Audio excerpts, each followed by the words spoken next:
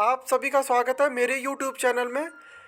Third semester sociology के syllabus को आज हम कवर करेंगे। सोशलॉजी के थर्ड सेमेस्टर के सिलेबस में जितनी भी परिभाषाएं दे रखी हैं, आज उन सभी परिभाषाओं को लगभग 100% परिभाषाओं को आज हम इस वीडियो में कवर करेंगे, इस नोट्स में कवर करेंगे।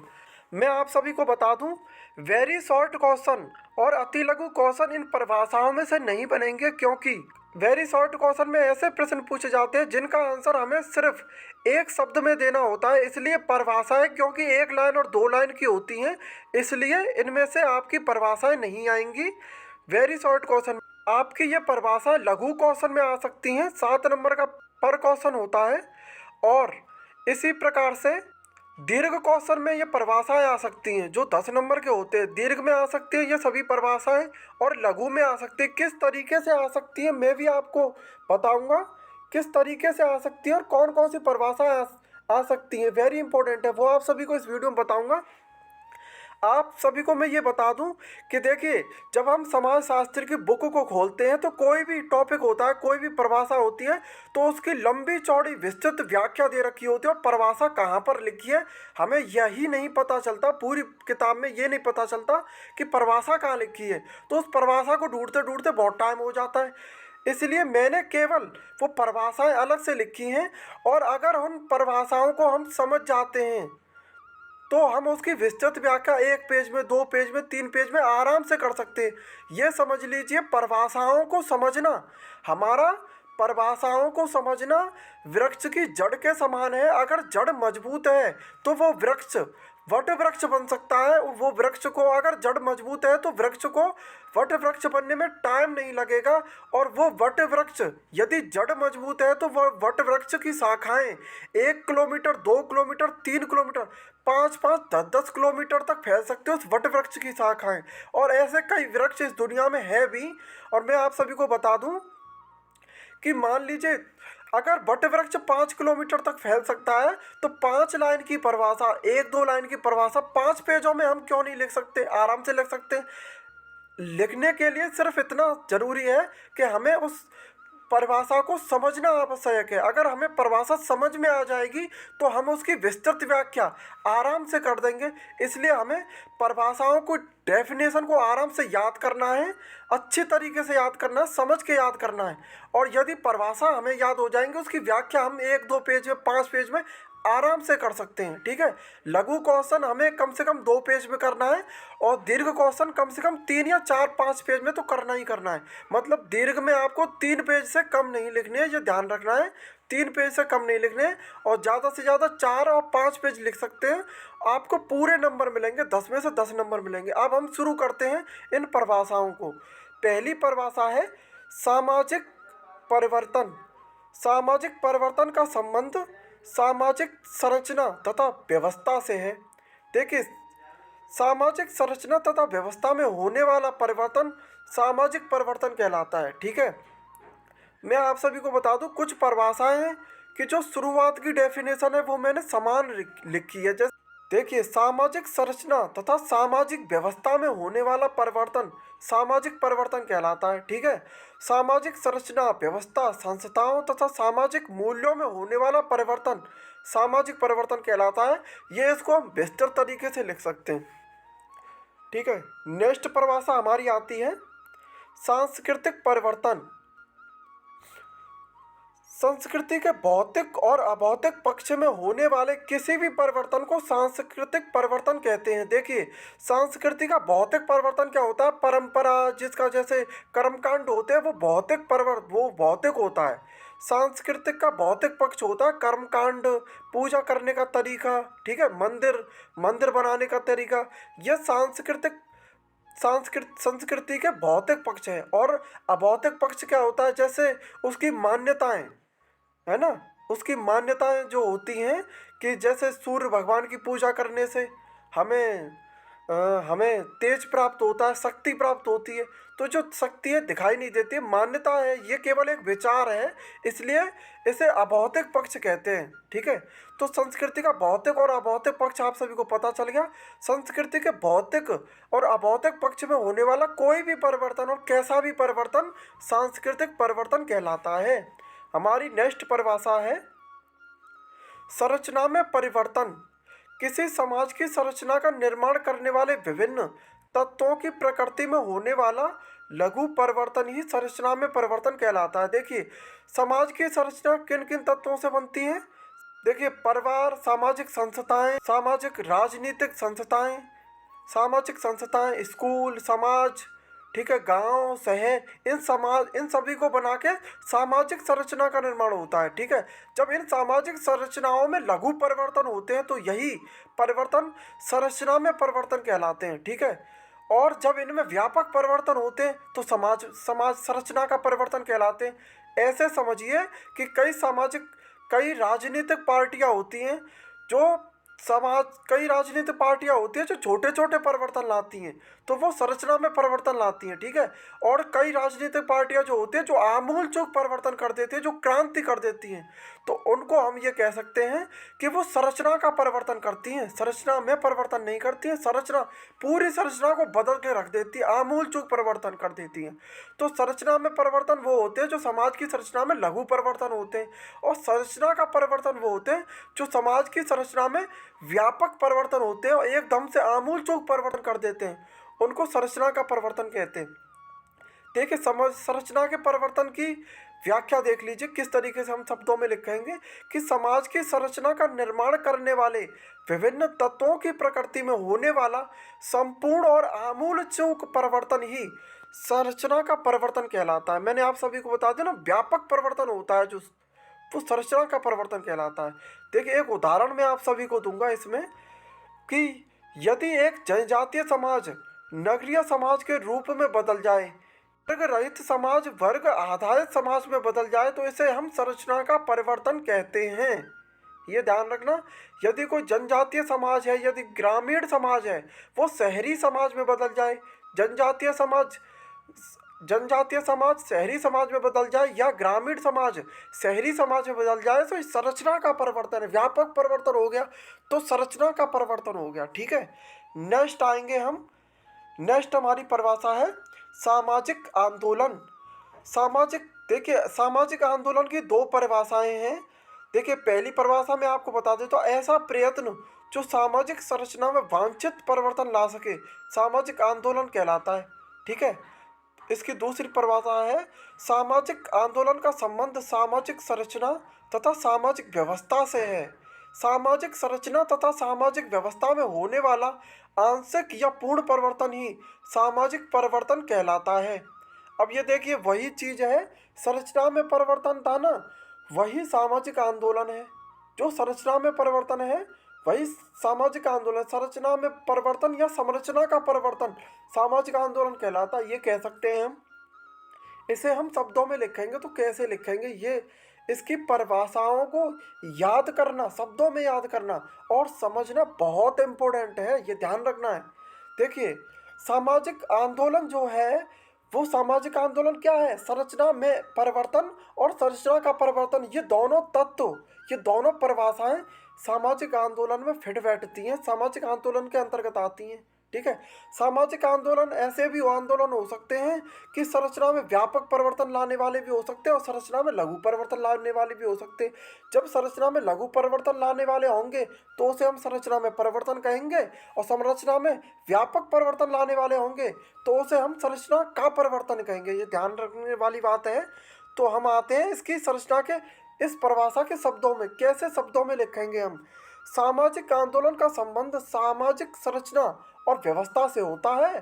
सामाजिक संरचना तथा व्यवस्था में होने वाला आंशिक या पूर्ण परिवर्तन ही सामाजिक आंदोलन कहलाता है। ठीक है, इसकी दूसरी परिभाषा में लिखनी हो तो कैसे लिखेंगे, एक ऐसा प्रयत्न जो सामाजिक संरचना में वांछित परिवर्तन ला सके सामाजिक आंदोलन कहलाता है। वांछित परिवर्तन क्या होता है, वांछित परिवर्तन होता है जैसा परिवर्तन लाना चाहते हैं। कुछ राजनीतिक पार्टियां होती हैं जो कहते हैं हम फलाना परिवर्तन लाएंगे, अरे अब ये फ्री देंगे, हम जो रेवड़ियाँ बांटती है ना रेवड़ियाँ, अरे हम ये कर देंगे, हम वो कर देंगे, हम ये फ्री देंगे, ये फ्री देंगे। ये जो कहती है कि जो बड़े बड़े किसानों पे बड़ी बड़ी भूमियाँ हैं उनको छीन छीन के हम किसानों को बांटेंगे। हम एक एक समान मानेंगे, सबको एक समान मानेंगे। हालांकि वो अपने हितों के लिए कहती हैं और झूठे वादे करती हैं। ऐसी पार्टियां केवल झूठ पर आधारित होती हैं। जो इतने व्यापक परिवर्तन लाने की जो बात करती है ना, राजनीतिक पार्टी व्यापक परिवर्तन लाने की बात करती है। ये व्यापक परिवर्तन लाने की वाली बात करती है। ये सारी राजनीतिक पार्टियां अपने स्वार्थ के बारे में सोचती हैं, केवल स्वार्थ के बारे में, केवल जनता को बहकाकर सत्ता पाना चाहती हैं। ऐसी पार्टियां आप ही देख लीजिए, कई ऐसी पार्टियां जो 50 साल से 70 साल से भारत की केंद्रीय राजनीतिक पार्टी बनी हुई है और सत्ता में बनी हुई है, प्रधानमंत्री पद पे बनी हुई है। और कई कई दक्षिण भारत में ऐसी पार्टियां केरल, कर्नाटक, तमिलनाडु, है ना, इन राज्यों में हैं जो 70 सालों से 50 सालों से कुछ विशेष राजनीतिक पार्टियां बनी हुई हैं कि लेकिन आज तक कोई व्यापक परिवर्तन नहीं ला पाई है। भ्रष्टाचार अपने चरम पर है उन राज्यों में, भ्रष्टाचार अपने चरम पर है, सब कुछ अपने चरम पर है। क्यों? क्योंकि वहाँ भारतवादी और राष्ट्रवादी सरकारें नहीं है, केवल इसलिए चरम पर है। भारत का विकास केवल वो पार्टियां कर सकती हैं जो भारतवादी सोच रखती हो, जो राष्ट्रवादी सोच रखती हो। तो मेरी परिभाषा हमारी कंप्लीट हो गई है। मैंने आप सभी को बता दिया, ये अपने स्वार्थ के लिए सोचते हैं केवल, और कोई व्यापक परिवर्तन नहीं लाते हैं। विश्व में देख लीजिए, चीन चीन देख लीजिए, रूस देख लीजिए, अमेरिका देख लीजिए, ये व्यापक परिवर्तन लाने के लिए जो राजनीतिक पार्टी बनी हुई थी, कोई व्यापक परिवर्तन आज तक नहीं ला पाई है। और मैं आपको बता दूं, भारत केवल केवल 9 सालों में आज कितना तरक्की कर चुका है कि अमेरिका, यूरोप, पूरा अमेरिका, पूरा पश्चिम, रूस और चीन को कई क्षेत्रों ने भारत ने टेक्नोलॉजी में पीछे छोड़ दिया है। आने वाले समय में ये भारत अगर इसी प्रकार से राष्ट्रवादी सरकारें भारत में बनती रहीं, तो मैं लिख के दे रहा हूँ आपको, गारंटी के साथ दे रहा हूँ कि केवल 10-20 सालों में भारत में, केवल 10-20 सालों में, आने वाले 10-20 सालों में भारत में टेक्नोलॉजी के मामले में पूरी दुनिया का नेतृत्व करेगा। भारत करेगा पूरी दुनिया का नेतृत्व। जो पश्चिम, ये ध्यान रख लेना, अगर इसी प्रकार से राष्ट्रवादी सरकारें बनती रहीं तो भारत आने वाले समय दुनिया का बाप बनने वाला है, दुनिया का बाप बनने वाला है, भारत बाप बनने वाला है। तो हम नेक्स्ट परिभाषा पे आते हैं। देखिए, परिवर्तन के 4 मुख्य प्रकार होते हैं, ठीक है। उद्विकास, क्रांति, ठीक है, विकास और प्रगति, ठीक है। अब ये देखिए, ये परिवर्तन के 4 मुख्य प्रकार होते हैं। कई राजनीतिक पार्टियां होती हैं जो परिवर्तन के उन 4 मुख्य प्रकारों से कुछ मुख्य प्रकारों पे चलती हैं। जैसे कुछ पार्टियां होती हैं जो क्रांति करने में माहिर होती हैं, जो कहते हैं कि हम फलानी क्रांति करेंगे, ढिकानी क्रांति करेंगे, और क्रांति कुछ करती नहीं है। 70 सालों में, 50 साल में भारत के तमिलनाडु, कर्नाटक, केरल, इन राज्यों में बनी हुई हैं, पर कोई क्रांति कर नहीं पाई और बर्बाद कर दिया इन भारत के इन राज्यों को इन्होंने। तो देखिए, उद्विकास क्या होता है, मैं शॉर्टकट में बताऊंगा, बिना पढ़े परिभाषाओं को बताऊंगा आप सभी को, शॉर्टकट में बताऊंगा आप सभी को।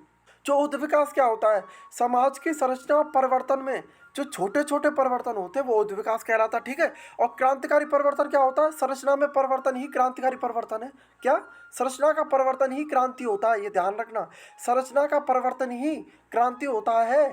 संरचना का परिवर्तन या संरचना का परिवर्तन ही क्रांति होता है, ये समझ लीजिए आप, ठीक है। और उद्विकास, क्रांति हो गया, विकास आ जाता है। विकास क्या होता है? विकास जो भौतिक विकास होता है हमारा, तकनीकी विकास होता है, वो विकास कहलाता है। और जो भौतिक विकास होता है विकास कहलाता है। प्रगति क्या होती है? प्रगति, ठीक है, हम प्रगति होती है जो चरणों में लाई जाती है, जो प्रगति चरणों में लाई जाती है। विकास का अगला चरण प्रगति कहलाता है, ठीक है। अब हम विकास की परिभाषाओं में, अब परिवर्तन के 4 मुख्य प्रकार को हम शब्दों में याद करना है, हमें शब्दों में समझ के याद करना। तो पहली परिभाषा है उद्विकास, ठीक है। समाज की संरचना का निर्माण करने वाले, मैंने इन चारों में लगभग समान परिभाषा लिखी है शुरुआत में, क्योंकि हमें याद करने में आसानी होगी, इसलिए मैंने शब्दों को बहुत ही चुनिंदा शब्दों को लिखा है, क्योंकि परिभाषा को समझने में और याद करने में आसानी हो, इसीलिए लिखा है। उद्विकास देखिए क्या होता है, समाज की संरचना का निर्माण करने वाले विभिन्न तत्वों की प्रकृति में अनेक स्तरों के द्वारा धीरे धीरे होने वाला परिवर्तन ही उद्विकास कहलाता है। मैंने आपको बताया था ना, जो धीरे धीरे परिवर्तन होता है, जो लघु परिवर्तन होता है, ठीक है, वो उद्विकास कहलाता है, धीरे धीरे परिवर्तन होता है, ठीक है। ये हो गया हमारा और इसको याद करने वाली चीज़ है कि ये परिवर्तन समाज को सरलता से जटिलता की ओर ले जाता है, इसे याद करने वाली चीज़ है। नेक्स्ट आते हैं हम, परिवर्तन का दूसरी मुख्य प्रकार है क्रांति। समाज की संरचना का निर्माण करने वाले विभिन्न तत्वों की प्रकृति में होने वाला वह आकस्मिक परिवर्तन जो समाज की सामाजिक, आर्थिक और राजनीतिक संरचना को पूरी तरह बदलकर उसे एक नया रूप देता है, क्रांति कहलाता है। मैंने आपसे कहा था ना कि जो राजनीतिक पार्टियां होती हैं जो क्रांति करने की बात करती हैं, क्रांति करने की बात करती हैं, वो केवल और केवल अपने स्वार्थ के बारे में सोचती हैं और जनता को बहका के सत्ता में बैठ जाती हैं और मलाई चाटती हैं सत्ता की। तो ठीक है, व्यवहारिक तरीके से समझा रहा हूँ, समाज शास्त्र को आपको व्यवहारिक तरीके से समझा रहा हूँ। अगर आप इसको समझ गए ना तो परिभाषाओं को याद करने और समझने देर नहीं लगेगी आपको। देखिए, मैंने शुरुआत में वही लिखा है जो उद्योग विकास में लिखा है कि समाज की संरचना का निर्माण करने वाले विभिन्न तत्वों की प्रकृति में होने वाला वह परिवर्तन जो समाज की सामाजिक, आर्थिक और राजनीतिक संरचना को पूरी तरह बदल कर रख देता है। अब देखिए, राजनीतिक पार्टी बैठ गई, क्रांति करने वाली राजनीतिक पार्टी सत्ता में बैठ गई, ठीक है, भारत की सत्ता में बैठ गई, ठीक है, राज्य की सत्ता में बैठ गई। अब ये सत्ता में तो बैठ गई, अब क्रांति करने के लिए आई है, क्या क्रांति करी?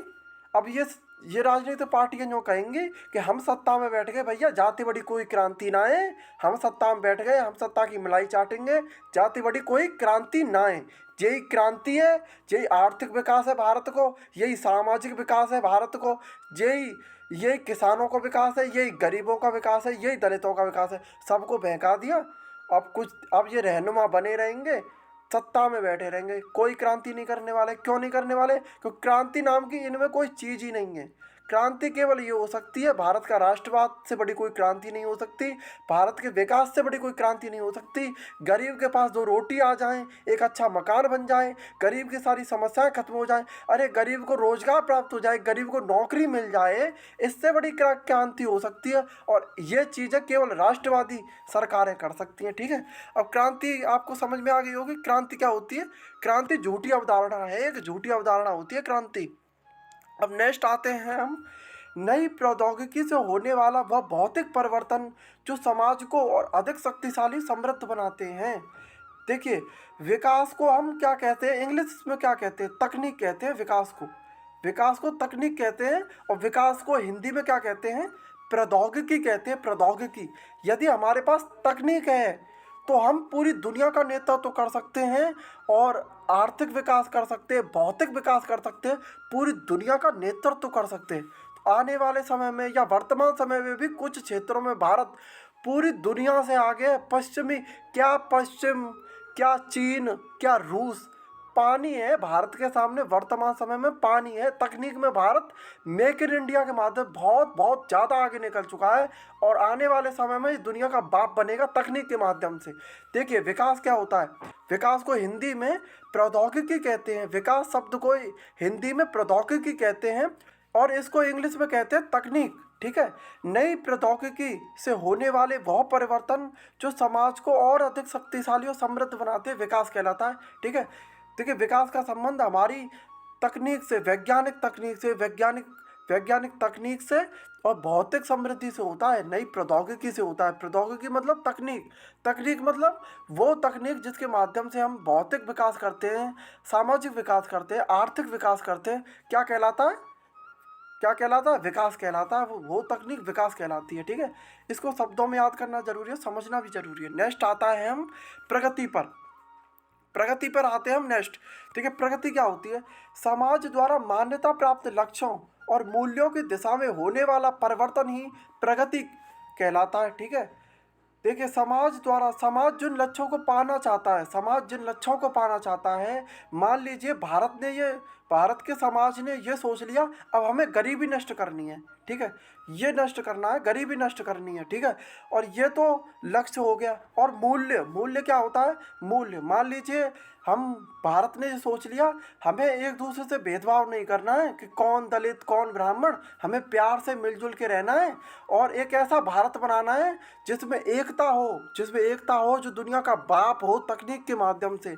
ये जो मूल्य है, जो मान्यता है, अगर भारत के लोग ये सोचेंगे और आगे बढ़ेंगे और उस लक्ष्य को एक ना एक दिन हासिल कर ही लेंगे आराम से, तो ये क्या कहलाता है, प्रगति कहलाता है। देखिए, समाज द्वारा मान्यता प्राप्त लक्ष्यों और मूल्यों, मूल्य क्या होता है, यही मूल्य होता है जो हम पाना चाहते हैं, वही मूल्य होता है। मूल्यों की ओर होने वाला परिवर्तन ही प्रगति कहलाता है। ठीक है, प्रगति एक सांस्कृतिक तत्व वांछित उच्च विकास है। ये याद कर लेना, यह अति लघु में भी आ सकता है, मान लीजिए। ठीक है, अब हम आ जाते हैं इम्पोर्टेंट परिभाषाओं पर। सामाजिक परिवर्तन के चार सिद्धांत। देखिए, सामाजिक परिवर्तन के चार सिद्धांत होते हैं। पहला रेखीय सिद्धांत होता है, चक्रीय सिद्धांत होता है, और जननांगीय सिद्धांत होता है, और चौथा होता है आर्थिक सिद्धांत। ये सामाजिक परिवर्तन के चार सिद्धांत होते हैं। मैं आप सभी को बताऊंगा इन सिद्धांतों के प्रमुख प्रतिपादक कौन है और पहले प्रतिपादक कौन है। ये आप सभी को समझना आवश्यक है, और इनकी परिभाषा में आप सबको इस तरीके से मैं आप सभी को बताऊंगा कि आप इसको क्वेश्चन को 4 पेज में, 5 पेज में, 6 पेज में, 10-10 पेज में आराम से कर सकते हैं। कोई आपके लिए बिल्कुल भी मुश्किल नहीं है। देखिए, जो मैं आप सभी को बता रहा हूँ, रेखीय सिद्धांत क्या होता है। देखिए, अब आप एक ऐसी रेखा खींच दीजिए जो अनंत की ओर जाती हो, इसका कोई अंत ना हो। ठीक है, ऐसी रेखा खींच दीजिए। ठीक है, अब रेखीय सिद्धांत क्या होता है। रेखीय सिद्धांत के प्रतिपादकों का मत है कि सामाजिक परिवर्तन की प्रवृत्ति एक दिशा में आगे बढ़ने की होती है, यही रेखीय सिद्धांत कहलाता है। देखिए, सामाजिक परिवर्तन जो होता है एक रेखीय क्रम में होता है, यही रेखीय सिद्धांत कहलाता है। ऐसा रेखीय सिद्धांत के प्रतिपादकों का मत है। देखिए, इसके प्रथम प्रतिपादक कौन थे, स्पेंसर। रेखीय सिद्धांत के प्रथम प्रतिपादक थे स्पेंसर, और प्रमुख प्रतिपादक कौन थे, स्पेंसर थे, मार्गन, कॉम्टे और वेवलिन इनके प्रमुख प्रतिपादक थे। नेक्स्ट परिभाषा है हमारी, चक्रीय सिद्धांत क्या होता है। चक्रीय सिद्धांत के प्रतिपादकों का मत है कि सामाजिक परिवर्तन की प्रवृत्ति एक विशेष दिशा की ओर नहीं, बल्कि जीवन चक्र की तरह चक्रीय प्रवृत्ति देखने को मिलती है। ठीक है, देखिए, चक्रीय सिद्धांतों को क्या होता है, इसको मैं शब्दों में आप सभी को समझा देता हूँ। देखिए, जैसे चक्र होता है ना, गोल दिशा में घूमता है, हमारे जीवन का चक्र भी इस गोल दिशा में होता है। पहले हम जन्म लेते हैं, फिर हम जवान होते हैं, फिर हम प्रौढ़ होते हैं, फिर हम वृद्ध हो जाते हैं, फिर मर जाते हैं, फिर जन्म लेते हैं। ये चक्र है, एक जीवन चक्र है, जन्म और मृत्यु का चक्र है। ठीक है, जैसे जीवन चक्र होता है, इसमें कई चरण होते हैं, ठीक उसी प्रकार से सामाजिक परिवर्तन में भी कई चरण होते हैं। ठीक है, अब ऐसा चक्र सिद्धांतकों का मत है। चक्र सिद्धांत के प्रतिपादक ये मानते हैं कि जब कोई संस्कृति या कोई समाज अपने चरम पर पहुंच जाता है तो उसके नष्ट होना अवंशभावी है। वो समाज एक दिन नष्ट होगा, और वो संस्कृति एक न एक दिन नष्ट होगी। क्यों होगी कि सामाजिक परिवर्तन का चक्रीय सिद्धांत ये कहता है कि वो संस्कृति अपने उस शुरुआती क्रम में अवश्य आएगी जिस क्रम में वो पहले थी, और यह चक्र अनंत काल तक घूमता ही रहता है। समाज की प्रगति का बौद्धिक, आज जो कुछ कुछ सिद्धांत प्रतिपादक ये मानते हैं कि जो पश्चिम ने आज भौतिक विकास किया, एक दिन ये पश्चिम की विकास पूरी तरीके से नष्ट हो जाएगा, और मनुष्य सभ्यता शुरुआत में जिस तरीके से ग्रामीण समाज में रहती थी, शुरुआत से ग्रामीण समाज शुरू हो जाएगा। क्यों हो जाएगा, क्योंकि भौतिक विकास अपने चरम पर है और इसे नष्ट होना ही होना है। ऐसा ये चक्र सिद्धांत के प्रतिपादक मानते हैं। ठीक है, और उन्होंने हालांकि इसको विस्तृत तरीके से व्याख्या नहीं किया है, लेकिन मानना यही है। ठीक है, इस तरीके से मानते हैं। और देखिए, भारत की जो संस्कृति है वो भी ये मानती है कि सामाजिक परिवर्तन का क्रम चक्रीय है, ये भी मानती है। और चक्रीय सिद्धांत भारत के प्रतिपादक रहे हैं प्राचीन काल के। उन प्रतिपादकों से चक्रीय सिद्धांत का ये सिद्धांत बिल्कुल मिलता है, 100% मिलता है, 100% मिलता जुलता है, 100%। इस चीज़ को समझना आवश्यक है कि भारत में 2000 साल पहले, 3000 साल पहले जो हमारे ऋषि मुनियों ने जो सामाजिक परिवर्तन के सिद्धांत दिए थे, कि वो चक्रीय सिद्धांत दिया था। अब वही सिद्धांत आधुनिक समाजशास्त्रियों ने दिए हैं, तो 100% मैच करता है, 100%। तो मैं आप सभी को बता दूं, ये चक्रीय सिद्धांत ही सही है। और जो और दे रखे जननांग के सिद्धांत, ये सच तो है, लेकिन ये अल्पकालीन है, कम समय तक रहते हैं। इनकी परिभाषाएं अल्पकालीन है, कुछ समय तक ये परिवर्तन अवश्य रहते हैं, लेकिन ये शाश्वत नहीं है, ये सनातन नहीं है, ये वैज्ञानिक नहीं है। ये केवल शब्दों का एक आडंबर मात्र है, और जो परिभाषा है केवल शब्दों का आडंबर मात्र है, छदम है, केवल छदम है। और कुछ काल तक रहता है, मान लो 1000 साल तक रहेगा, 2000 साल तक रहेगा, लेकिन हमेशा नहीं रहेगा, शाश्वत नहीं रहेगा। शाश्वत सिद्धांत केवल चक्रीय सिद्धांत है, जो हमारे ऋषि मुनियों ने भी प्रतिपादित किया था। अब हम आते हैं चक्रीय सिद्धांत के प्रथम प्रतिपादक कौन थे। तो चक्रीय सिद्धांत के प्रथम प्रतिपादक थे स्पेंगलर और अर्नोल्ड जे थे। चक्रीय सिद्धांत के प्रथम प्रतिपादक थे स्पेंगलर और अर्नोल्ड, ठीक है। और इसके मुख्य प्रतिपादक कौन थे। स्पेंगलर ये तो आ जाएगा, मुख्य प्रतिपादक ये थे। और मुख्य परेटो और सोरोकिन भी मुख्य प्रतिपादकों में आते हैं। देखिए चक्रीय सिद्धांत यही कहता है कि जब कोई संस्कृति अपने विकास में चली जाती है, भौतिक संस्कृति मान लो या भौतिक संस्कृति मान लो, ठीक है, या अभौतिक संस्कृति मान लो, ठीक है, सांस्कृतिक परिवर्तन मान लो या आर्थिक परिवर्तन मान लो या फिर तुम मान लो भौतिक परिवर्तन, तो इसका एक चरम आता है। चरम के बाद ये वहीं से शुरू होता है जहाँ से शुरुआत था। देखिए शुरुआत क्या था, ग्रामीण समाज शुरुआत थी परिवर्तन की, सामाजिक परिवर्तन की सबसे पहली शुरुआत क्या होती है, ग्रामीण समाज। और चरम क्या होता है, शहरी समाज पे, वर्ग समाज पे, पश्चिमीकरण पे, यहाँ पे समाज का अंत होता है। फिर ये नष्ट होकर क्या बन जाता है, ये बन जाता है ग्रामीण बन जाता है। ठीक, शब्दों में याद करना भी जरूरी है, समझना भी जरूरी है। नेक्स्ट आते हैं हम, मैंने आपको बताया था सामाजिक परिवर्तन के 4 सिद्धांत दे रखे, तो उसमें अल्पकालीन सिद्धांत 3 सिद्धांत और शाश्वत सिद्धांत, तो चक्रीय सिद्धांत तो है ही, शाश्वत है वो तो, ठीक है। चाहे उसका प्रतिपादन आज के समय में किसी ने किया हो, लेकिन प्राचीन समय में हमारे ऋषि मुनियों ने पहले ही कर दिया था। नेक्स्ट आता है जननांगीय सिद्धांत। जननांगीय सिद्धांत के प्रतिपादकों का मत है कि सामाजिक परिवर्तन लाने में जननांगीय या संख्यात्मक दशाओं का विशेष योगदान होता है, ठीक है। जो जननांगीय गणना होती है, इन गणनाओं का सामाजिक परिवर्तन महत्वपूर्ण योगदान होता है, ऐसे जननांगीय सिद्धांत के प्रतिपादकों का मत है। ये ध्यान रखना है, इसकी परिभाषा को याद कर लेना, समझना भी। इसको मैं आपको आराम से समझा देता हूँ। देखिए जब समाज में परिवर्तन होता है तो कुछ गणनात्मक परिवर्तन भी होते हैं, ठीक है। गणनात्मक परिवर्तन होते हैं। ये जो गणनात्मक परिवर्तन होते हैं वस्तुतः संख्यात्मक परिवर्तन कहलाते हैं, जननांगीय परिवर्तन कहलाते हैं, या जननांगीय परिवर्तन कहलाते हैं, या संख्यात्मक परिवर्तन कहलाते हैं, ठीक है। इस तरीके से याद कर सकते हैं। इसके जो जनक हैं, इसके सिद्धांत के प्रतिपादक जनक हैं, कौन है, फ्रैंक डब्ल्यू नोटेस्टीन इसके जनक हैं, इस प्रतिपादक के जनक हैं। और प्रथम प्रतिपादक कौन थे, देखिए इसको व्यापक रूप से किसने समझाया, तो नोटेस्टीन ने इसको व्यापक रूप से समझाया था इस सिद्धांत को। तो इसके प्रथम प्रतिपादक कौन थे, तो प्रथम प्रतिपादक थे थॉमसन। लेकिन इन्होंने व्यापक तरीके से नहीं समझाया था, व्यापक तरीके से समझाया नोटेस्टीन ने। और प्रथम जननांगीय सिद्धांत का प्रथम विचार किसने दिया, तो प्रथम विचार दिया थॉमसन ने। इन्होंने प्रथम विचार दिया था कि सामाजिक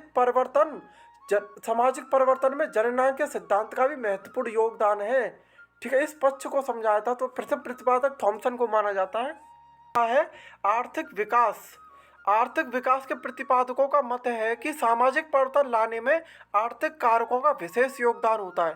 तो सामाजिक परिवर्तन लाने में आर्थिक कारकों का भी योगदान होता है। देखिए आर्थिक कारकों का, देखिए जब परिवर्तन होता है सामाजिक परिवर्तन, तो इन आर्थिक कारकों का बहुत अधिक योगदान होता है, ऐसा इनके प्रतिपादकों, इस सिद्धांत के प्रतिपादकों का मत है। से सूचना क्या होता है, अरे सूचना संचार होता है ना, टीवी में, चैनलों में, मीडिया के माध्यम से सूचना जो हम तक पहुंचाई जाती है, इसी चीज़ को सूचना कहते हैं, ठीक है। सूचना का संबंध विद्यमान या संग्रहित घटनाओं को लोगों के सामने स्पष्ट करने से होता है, ठीक है। नेक्स्ट आता है हम प्रौद्योगिकी। मैंने आपको बताया था प्रौद्योगिकी को इंग्लिश में तकनीक कहते हैं और हिंदी में विकास भी कहते हैं, प्रौद्योगिकी भी कहते हैं, ठीक है, ज्ञान भी कहते हैं। ज्ञान, प्रौद्योगिकी, विकास, यह सभी समानार्थी शब्द हैं, इनका सभी का एक ही अर्थ है। प्रौद्योगिकी वो नवीन ज्ञान या तकनीक है जिसके द्वारा विभिन्न क्षेत्रों में हम अपनी आवश्यकताओं को पूरा करते हैं। देखिए प्रौद्योगिकी वो तकनीक होती हैं जिनके माध्यम से समय समय पे कृषि करने के तरीके बदल जाते हैं, ठीक है, मकान बनाने का तरीका बदल जाता है और बिल्डिंग बनाने का तरीका बदल जाता है, ठीक है, और बहुत सी चीज़ों का तरीका बदल जाता है। और कंप्यूटर पर फीड करने का तरीका, कंप्यूटर में परिवर्तन होते हैं, कंप्यूटर की नई नई पीढ़ी आती है और सूचना प्रौद्योगिकी में परिवर्तन होता है। इन तमाम क्षेत्रों में जो परिवर्तन होता है वो तकनीक के माध्यम से होता है। यदि तकनीक हमारे पास है तो हम दुनिया के बाप बन सकते हैं, ठीक है। तकनीक बहुत महत्वपूर्ण होती है, तो तकनीक को समझना आवश्यक है। और प्राइवेट सेक्टर भारत में बढ़ना बहुत ज़रूरी है, क्योंकि तकनीक ही सबसे ज़्यादा रोजगार कौन सा सेक्टर देता है, तकनीक देता है। तकनीक जो सेक्टर है वो सबसे ज़्यादा देता है। और कोई भी ऐसा सेक्टर नहीं है, दुनिया का कोई भी ऐसा क्षेत्र नहीं है जहाँ तकनीक नहीं है। तकनीक हर चीज़ में है। इसलिए इसकी परिभाषा को क्या किस तरीके से करेंगे कि वह नवीन ज्ञान जिसके माध्यम से हम विभिन्न क्षेत्रों में अपनी आवश्यकता को पूर्ण करते हैं, प्रौद्योगिकी कहलाता है। ठीक है, अब हम आते हैं संस्कृतिकरण। हम जितनी परिभाषाएं करेंगे उसके पीछे अब देखिए करण करण आएगा, जैसे पश्चिमीकरण, संस्कृतिकरण। ठीक है, इस तरीके से पीछे पीछे ये शब्द जरूर आएगा और इस तरीके से आप सब जरूरी है। सभी परिभाषाएं हो चुकी हैं, केवल ये परिभाषा रह गई हैं। तो हम करते हैं संस्कृतिकरण। क्या होता है संस्कृतिकरण? वह प्रक्रिया है जिसके द्वारा एक जनजातीय या निम्न जातीय या अन्य समूह किसी द्विज जाति के समाज, परंपराओं, रीति रिवाज, विचारधारा और जीवन शैली को बदलने लगते हैं। देखिए, मैं आप सभी को बता दूं, कोई भी धर्म हो, वर्तमान में कोई भी धर्म हो, जैसे ईसाई, इस्लाम या हिंदू धर्म हो, ठीक है, कोई भी धर्म हो, इसकी कुछ मुख्य मुख्य मान्यताएं होती हैं, मुख्य कर्मकांड होते हैं। उसका कुछ लोग वर्ग विशेष होते हैं जो इसका बहुत ही अच्छे तरीके से पालन करते हैं। हर हर धर्म में होता है। ठीक है, अब जब ये मान लीजिए उस धर्म का कोई निम्न समूह या अन्य समूह, या कोई इस समूह इस धर्म का हो ना हो, कोई अन्य धर्म का हो, कोई भी समूह, मान लीजिए कोई भी समूह वर्ग विशेष का, जब वो उस धर्म की प्रमुख मान्यताओं को वो गहराई से उसका पालन करने लगता है, इसको समझा रहा हूँ मैं आपको संस्कृतिकरण क्या होता है। जब उसका गहराई से पालन करने लगता है अन्य समूह या निम्न समूह या कोई जनजाति या जाति या जनजाति, जब इसका गहराई से पालन करने लगते हैं, जब ज़्यादा पालन करने लगते हैं, इसकी मान्यताओं को अपने जीवन में उतार लेते हैं और इसके हिसाब से जीवन जीने लगते हैं, इसका पालन करने लगते हैं जीवन में, तो यही प्रक्रिया संस्कृतिकरण कहलाती है। आप ये समझ लीजिए, कोई समूह या कोई विशेष समूह जब किसी धर्म की प्रमुख मान्यताओं को अपने जीवन में गहराई से उतार लेते हैं और उसका पालन करने लगते हैं, तो यही प्रक्रिया संस्कृतिकरण कहलाती है। हालांकि इसको शब्दों में आपको दिखाया गया है, चाहे शब्दों में आप याद कर लेना। ठीक है, समझना भी जरूरी है। इस तरीके से समझ सकते हैं। देखिए, हिंदू धर्म के आपको ऊपर लेके कह रहा हूँ। देखिए, मान लीजिए कोई जनजातीय समूह है, जब जनजातीय समूह भारत के ब्राह्मणों की तरह या द्विजों की तरह या क्षत्रियों की तरह या राजपूतों की तरह जब हिंदू धर्म का पालन करने लगे, तो ये चीज़ क्या कहलाएगी? तो संस्कृतिकरण कहलाएगी। क्योंकि जनजातीय लोग द्विजों की तरह, ब्राह्मणों की तरह भी अपनाने लगे हैं, इस धर्म को अपनाने लगे हैं। ठीक है, तो ये चीज़ क्या कहलाएगी? संस्कृतिकरण कहलाएगी। ठीक है, ये कह सकते हैं जो धर्म को गहराई से मानने लगते हैं, तो यही प्रक्रिया संस्कृतिकरण कहलाती है। नेक्स्ट आता है प्रभु जाति संस्कृतिकरण। प्रभु जाति कोई भी वह जाति होती है जो किसी गाँव में या क्षेत्र में अधिक संख्या में होती है। वह शक्तिशाली होने के साथ आर्थिक और सामाजिक रूप से जिसमें अपने प्रभाव का प्रयोग करने की क्षमता होती है। वो आवश्यक नहीं है कि परंपरागत जातीय संस्कृतिकरण में वह एक उच्च जाति हो। देखिए, इसको हम कैसे कर सकते हैं? प्रभु जाति वह विशेष जाति होती है जो किसी क्षेत्र में अधिक जनसंख्या में निवास करती है, जनसंख्या में निवास करती है, और जो भौतिक पक्ष में आर्थिक पक्ष से मजबूत होती है, राजनीतिक पक्ष से भी मजबूत होती है, आर्थिक पक्ष से मजबूत होती है, राजनीतिक पक्ष से मजबूत होती है, और जो शासन तंत्र से भी मजबूत होती है। ठीक है, इन सब चीज़ों से जो मजबूत होती है और जो अपनी क्षमता का प्रयोग राजनीतिक हितों के लिए कर सकते हैं, आर्थिक हितों के लिए जो अपनी क्षमता का प्रयोग कर सकते हैं, यही चीज़, यही तत्व, यही प्रक्रिया प्रभु जाति संस्कृतिकरण कहलाती है। यही प्रक्रिया प्रभु जाति संस्कृतिकरण कहलाती है। ठीक है, इस तरीके से समझ लिए, जब कोई अपनी क्षमता का प्रयोग करने लगता है और जनसंख्या में अधिक होता है, आर्थिक रूप से, सांस्कृतिक रूप से प्रयोग करता है, तो ये प्रभु जाति संस्कृतिकरण कहलाता है। और ये इसका प्रयोग करना चाहिए क्योंकि इसमें हमारे व्यापक हित समाहित होते हैं। इसका प्रयोग करना चाहिए समाज को।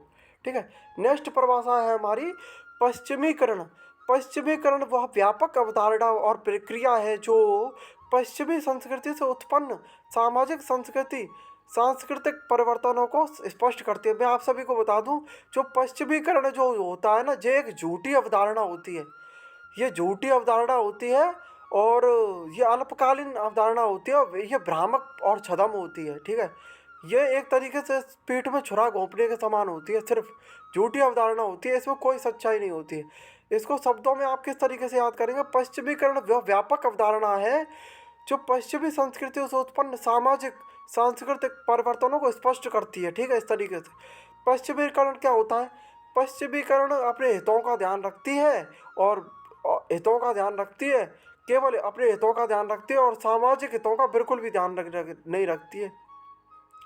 ठीक है, पश्चिमीकरण क्या होता है? यही पश्चिमीकरण होता है।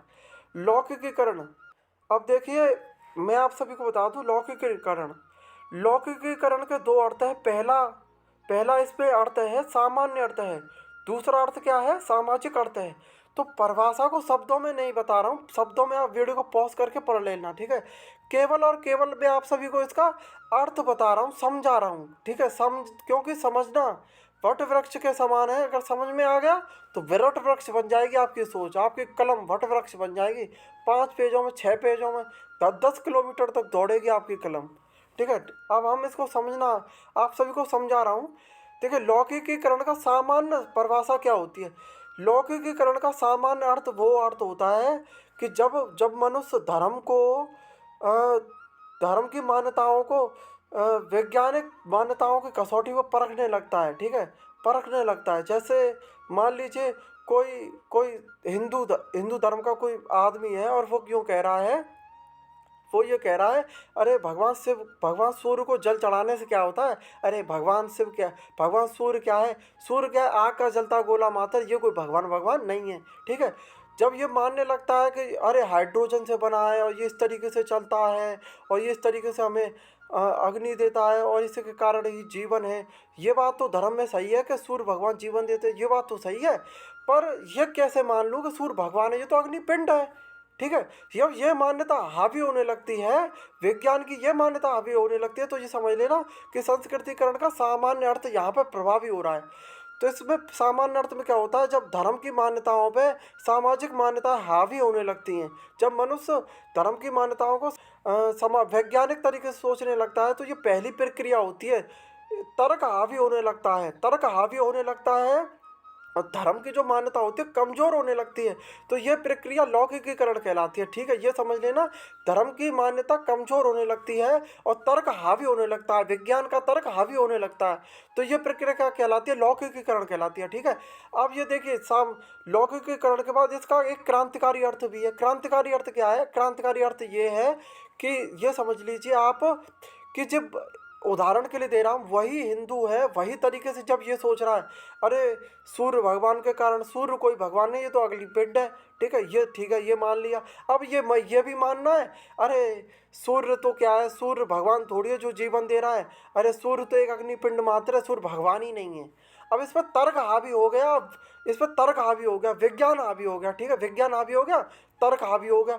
अब ये विज्ञान हावी हो गया, तर्क हावी हो गया, ये दोनों चीज़ें हावी हो गई। ये मान्यता, उसके मन की जो ये मान्यता है कि सूर्य भगवान थे, बचपन से पढ़ते आया, अपनी अपनी मातृभूमि में उसने जो संस्कार लिए, अपनी माँ से उसने जो संस्कार लिए, उन संस्कारों को भूल गया और विज्ञान हावी हो गया, तर्क हावी हो गया। अब धर्म कमजोर हो गया, अपनी जड़ों से वो कट गया, अपनी मातृभूमि से कट गया, अपने पूर्वजों से कट गया, अपनी संस्कृति को भुला बैठा, अपने पूर्वजों को भुला बैठा। क्योंकि हमारी जो संस्कृति है, हमारी जो मान्यता है, वो हमारी माँ के समान है, माँ के समान। और जब हम इनको छोड़ देते हैं तो अपनी माँ को रोड पर छोड़ देने के समान है, रोड पर छोड़ देने के समान है। अपनी माँ को अपने घर से लात मार के बाहर निकालने के समान है। ठीक है, इसी चीज़ के समान है। और यदि हम लौकिकीकरण में हो जाते हैं तो ये क्या चीज़ है? ये क्या चीज़ है? हम अपनी जड़ों से कट जाते हैं, जड़ों से कट जाते हैं। फिर हम मानव कहलाने के योग्य नहीं है। क्यों कहलाने के योग्य नहीं है? क्योंकि हमने तर्क को हावी दे दिया और ये जो प्रक्रिया है, तर्क हावी हो गया, विज्ञान हावी हो गया और धर्म कमजोर हो गया। यही प्रक्रिया लौकिकीकरण कहलाती है। मैं आप सभी को बता दूं, समाजशास्त्र एक ऐसा सब्जेक्ट है, समाजशास्त्र एक ऐसा सब्जेक्ट है जिसमें हिंदू धर्म के खिलाफ व्यापक षड्यंत्र किया गया है। भारत के जितने भी पूरे भारत में ये सब्जेक्ट पढ़ाया जा रहा है। इसमें क्या पढ़ाया जा रहा है? हिंदू धर्म के बारे में गलत मान्यताओं को, गलत चीज़ों को पढ़ाया जा रहा है। अब आपको मैं बता रहा हूँ कि हिंदू धर्म एक वैज्ञानिक धर्म है, हिंदू धर्म वैज्ञानिक धर्म है और वैज्ञानिक धर्म है। देखिए, एक उसी उदाहरण के माध्यम से मैं आपको बताऊंगा कि पश्चिम के एक बहुत ही प्रसिद्ध वैज्ञानिक रहे थे, और उन्होंने क्या किया था। उन्होंने इस हिंदू धर्म की इस मान्यता को विज्ञान की कसौटी पर परखने के लिए उन्होंने क्या किया था, एक प्रयोग किया था। मान्यता ये थी कि सूर्य को भगवान माना जाता है हिंदू धर्म में, और जो सूर्य की पूजा करता है उस पर भगवान सूर्य की कृपा होती है। तो उन्होंने कही थी, अगर सूर्य भगवान है तो वास्तव में इसको विज्ञान की कसौटी पर मैं खरा उतार के देखूंगा। उन्होंने एक छोटा सा प्रयोग किया। मैं आप सभी को बता दूं, अगर आप भी ये प्रयोग करें तो आज भी उतना ही सच है जितना पहले था। जितना 30-40 साल पहले था, आज भी उतना ही सच है। ठीक है। और उस वैज्ञानिक ने क्या किया, इस प्रयोग को इस तरीके से किया। उन्होंने सूर्य की प्रचंड धूप में 2-3 घंटे तक खड़े रहे, लगभग बिना वस्त्रों के, नग्न होके, बिना वस्त्रों के वो सूर्य की धूप में खड़े हो गए, और वहाँ पे 2-3 घंटे चिलचिलाती धूप में, कड़क धूप में खड़े रहे। और जैसे ही वो धूप में 2-3 घंटे धूप में खड़े होने के बाद वो छाया में आए, अपने घर के अंदर आए, और उन्होंने अपने शरीर का टेम्परेचर नापा। टेम्परेचर था उनका 108 डिग्री से ऊपर बता रहा था। मतलब जितने टेम्परेचर पानी बाष्प बन जाता है ना, हवा में उड़ जाता है, उतना टेम्परेचर उनके शरीर का था। और वो आधा घंटे तक, 1 घंटे तक शरीर का टेम्परेचर बना रहा। 1 घंटे तक उनका शरीर 100 डिग्री तापमान में, मतलब बिल्कुल काम गर्मी से गर्म होता रहा उनका लगभग शरीर 1 घंटे तक।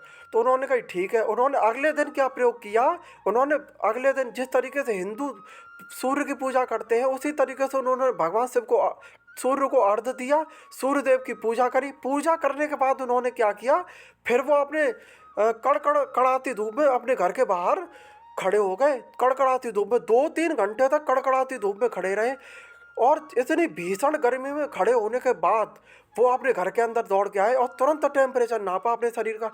अरे टेम्परेचर नापा तो उन्होंने देखा उनका टेम्परेचर नॉर्मल टेम्परेचर से अधिक नहीं था। उनका टेम्परेचर 40-45 के लगभग था उनका शरीर का टेम्परेचर। तो उन्हें बड़ा आश्चर्य हुआ कि जब मैंने सूर्य की पूजा करी तो टेम्परेचर था 100 से ज़्यादा डिग्री था। भीषण गर्म भीषण सूर्य किरणों का प्रभाव मेरे शरीर पर पड़ रहा था। ठीक है। सूर्य की हानिकारक अल्ट्रावायलेट किरणों का प्रभाव पड़ रहा था, जिन किरणों से शरीर में कैंसर हो जाता है। अल्ट्रावायलेट किरणों से शरीर में कैंसर हो जाता है। इतनी भीषण, इतनी घातक किरणों का प्रभाव मेरे शरीर पर पड़ रहा था। क्यों पड़ रहा था, मैंने सूर्य की पूजा नहीं करी थी इसलिए पड़ रहा था, और धूप में खड़ा हो गया इसलिए पड़ रहा था। छाया में होता बिल्कुल ना पड़ता। ठीक है। और सूर्य की पूजा नहीं करी इसलिए भी नहीं पड़ा। और उन्होंने ये चीज़ सोच के देखी अपने माइंड में कि जब मैंने सूर्य की पूजा करी, भीषण गर्मी में भी खड़ा रहा, लेकिन अल्ट्रा वायलेट किरणों ने मेरे शरीर को कोई नुकसान नहीं पहुंचाया, मेरे शरीर का तापमान बिल्कुल भी बढ़ा नहीं है। तो इसका मतलब ये है कि अल्ट्रा वायलेट किरणों ने कोई नुकसान नहीं पहुंचाया। तो कहीं ना कहीं हिंदू धर्म वैज्ञानिक धर्म है और विज्ञान से जुड़ा हुआ है। उस पश्चिम के वैज्ञानिक को ये बात समझ में आई थी, परंतु जो कम्युनिस्ट सरकारें हैं चीन में हैं, और जो भारत के दक्षिण राज्यों में, केरल, कर्नाटक, इन चीज़ों में हैं, और पूरी दुनिया में है, जैसे पश्चिम के लोगों में है, रूस में है। ये जो वैज्ञानिक क्या करते हैं, ये वैज्ञानिक हिंदू धर्म की मान्यताओं को, वैज्ञानिक धर्म से जुड़ी मान्यताओं को दबा लेते हैं। क्योंकि कोई भी आप एक साधारण बुद्धि से सोच के देखो, साधारण सोच के देखो कि कोई भी सरकार ये नहीं चाहेगी उनकी पार्टी की जो विचारधारा है उसको विज्ञान विपरीत जाए। मान लीजिए अगर ये चीज़ दुनिया के सामने आ गई ना, हिंदू धर्म वैज्ञानिक धर्म है और विज्ञानवाद से पूरी तरीके से जुड़ा हुआ है। हालांकि हमें और आपको मालूम नहीं है, वो बात अलग है, लेकिन पूरी तरीके से जुड़ा हुआ है। जब ये बात विज्ञान साबित कर देगा, विज्ञान आराम से साबित कर देगा, और आराम से हो चुका है और हो चुका है और होता रहेगा, हमेशा होता रहेगा और होता रहता है। मैं आप सभी को बता दूं, विज्ञान की कसौटी पे हिंदू धर्म की तमाम मान्यताएं तमाम हमेशा सिद्ध होती रही हैं, और पहले भी होती रही हैं।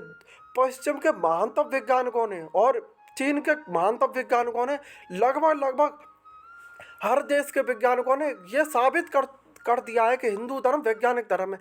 और मैं आप सभी को बता दूं, अमेरिका में एक छोटा सा द्वीप है, छोटी सी जगह है, वहाँ पे क्या किया है, एक नासा के वैज्ञानिक ने एक हिंदू धर्म का देश बनाया हुआ है। ठीक है, देश छोटा सा देश बना, हालांकि वो एक छोटा सा है लेकिन छोटा सा देश बना लिया, वहाँ पर राम की मुद्रा चलती है, वहाँ पर राम का राज्य चलता है, छोटा सा देश बना लिया। और वो ये मानते हैं हिंदू धर्म वैज्ञानिक धर्म है और हिंदू धर्म के पर रिसर्च कर रहे हैं, और वो मानते हैं कि हिंदू धर्म वैज्ञानिक धर्म है। क्यों?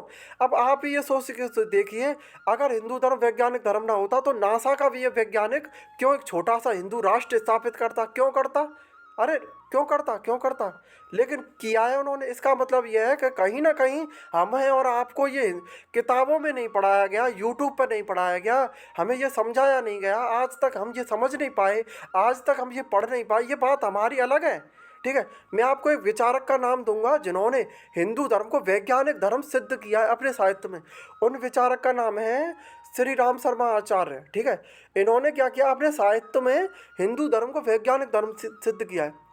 अगर आप हिंदू धर्म को वैज्ञानिक धर्म ये पढ़ना चाहते हैं तो इनके किताबों को पढ़ सकते हैं। हिंदू धर्म विचारक का नाम शुरू दोबारा बता देता हूँ, श्री राम शर्मा आचार्य उस विचारक का नाम है, उस महानतम ऋषि का नाम है जिन्होंने जिन्होंने हिंदू धर्म की प्रत्येक मान्यताओं को विज्ञान की प्रत्येक मान्यता से जोड़ दिया है, हिंदू धर्म को विज्ञान से जोड़ दिया है। और एक, ठीक है, इस तरीके से ये समझ लो कि जो लोग ये समाज शास्त्र में ये समझ लो आपके समाज शास्त्र की जो ज़्यादातर परिभाषाएं हैं हिंदू धर्म के खिलाफ एक एजेंडा के तहत बनाई गई हैं, क्योंकि कुछ विशेष पार्टियां होती हैं जो अपनी राजनीतिक पार्टी को भारत में लाना चाहती हैं।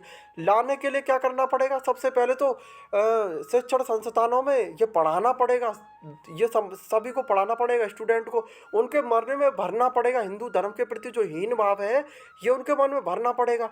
जब उनके मन में ये हीन भाव आ जाएगा तब उनकी विचारधारा हिंदुओं के खिलाफ हो जाएगी, हिंदुत्व के खिलाफ हो जाएगी। तो इस तरीके से वो हिंदू धर्म को और विज्ञान को अलग अलग मानने लगेंगे और हमारी सरकार बन जाएगी। ठीक है, इसके झांसे में आपको नहीं फंसना है, कोई क्रांति के चक्कर में आपको नहीं फंसना है।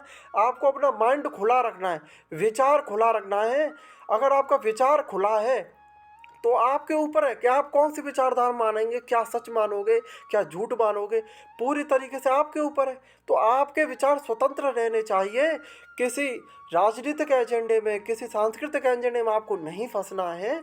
आप अपने विचारधारा बनाइए, अपना अपना नज़रिया बनाइए, इसलिए अपनी सोच बनाइए और अपने अपने तर्कों पर, अपने चीज़ों पर आगे बढ़िए, अपनी मान्यताओं पर, अपने सिद्धांतों पर जीवन जिए, क्योंकि अपने सिद्धांतों पर जीवन जीता वही वास्तव में अद्भुत जीवन जीता है। ठीक है, तो ये चीज़ करने के बाद हमारी नेक्स्ट परिभाषा है आधुनिकीकरण।